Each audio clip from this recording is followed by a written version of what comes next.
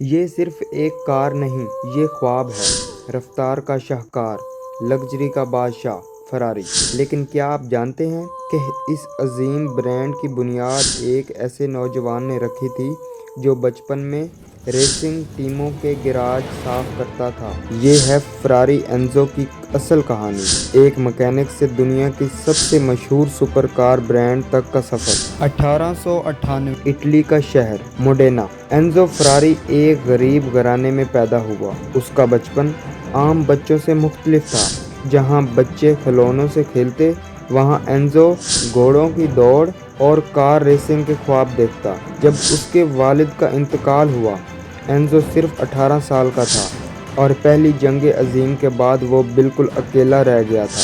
اس نے ایک کار فیکٹری میں چھوٹے میکینک کے طور پر کام شروع کیا۔ بس یہی اس کی کہانی کا آغاز ہوتا ہے۔ اس نے الفا رومیو کمپنی جوائن کی، جہاں سے اسے ریسنگ کا موقع ملا۔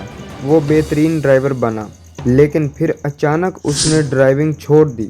کیوں؟ کیونکہ اس کا خواب تھا، میں ایسی کار بناؤں گا جو دنیا کی سب سے تیز ترین، سب سے شاندار اور سب سے باوقار ہو۔ 1939 میں اس نے اپنی کمپنی شروع کی، جو بعد میں کہلائی آٹو ایویو فراری۔ 1947 میں فراری نے اپنی پہلی کار بنائی، S125، ایک خوبصورت، طاقتور اور دل دھڑکا دینے والی گاڑی۔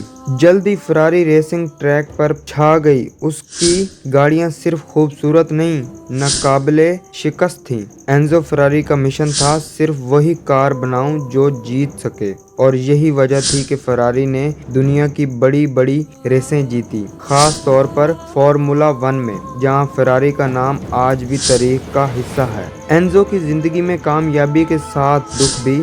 کم عمری میں انتقال کر دنوں فراری تھا، اس کا بیٹا گیا۔ اس صدمے نے اسے توڑ دیا، مگر اس نے اپنے بیٹے کے نام پر ایک نئی گاڑی بنائی، دینو۔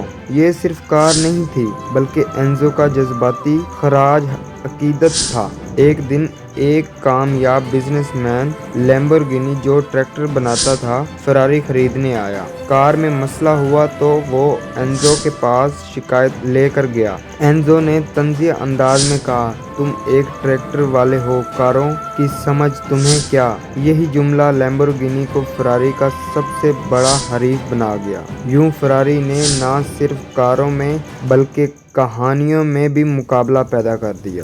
وقت گزرتا گیا، فراری نے ایک سے بڑھ کر ایک شاہکار بنایا۔ ٹیسٹاروسا F40، اینزو لا فراری میں صرف ایک چیز مشترک تھی، شہزادوں جیسا وقار اور ریسنگ کا جنون۔ اینزو فراری نے ہمیشہ کہا، میری کاریں دل سے بنتی ہیں، حساب سے نہیں، اور یہی جذبہ فراری کو باقی سب سے الگ کرتا تھا۔ 14 اگست 1998 کو اینزو فراری اس دنیا سے رخصت ہو گیا، لیکن اس کا خواب، اس کی لگن اور اس سرخ گاڑیاں آج بھی دنیا بھر میں رفتار کی پہچان ہیں۔ فراری صرف ایک برانڈ نہیں، یہ ایک خواب ہے جو ایک غریب میکینک نے ہمت، جذبے اور جنون سے حقیقت میں بدل دیا۔